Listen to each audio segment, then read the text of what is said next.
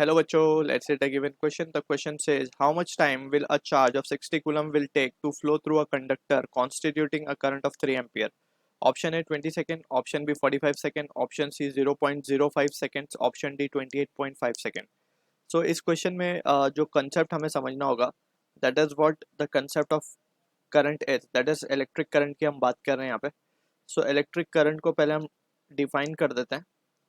सो इसको डिफाइन किया गया, it is the flow of charge, it is the flow of charge यानी कि electrons basically, it is the flow of charge with respect to time के हिसाब से कितना चार्ज पर्टिकुलर पॉइंट से पास हो रहा है. So that is what we defined as electric current. इसको हम डिनोट करते हैं आई से. So as per the definition हम लिखेंगे Q upon T, charge upon time. ठीक है ना. सो यहाँ पर हम मेंशन कर देते हैं, चार्ज को हम डिनोट करते हैं Q से, और नीचे जो T है वो है हमारा बेसिकली टाइम. तो कितना चार्ज पर्टिकुलर टाइम में फ्लो कर रहा है, that is what we call as current. अब हमें क्वेश्चन में क्या गिवन है, हम पहले वो लिख लेते हैं.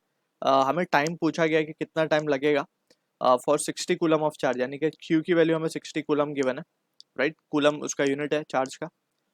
एंड कितना करंट बनना चाहिए, करंट बन रहा है 3 एम्पेयर का.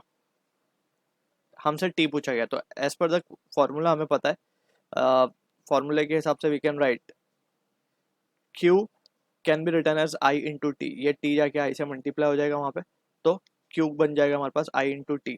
या फिर सिंपली हम बोल सकते हैं T क्या आ जाएगा हमारे पास, Q अपॉन I.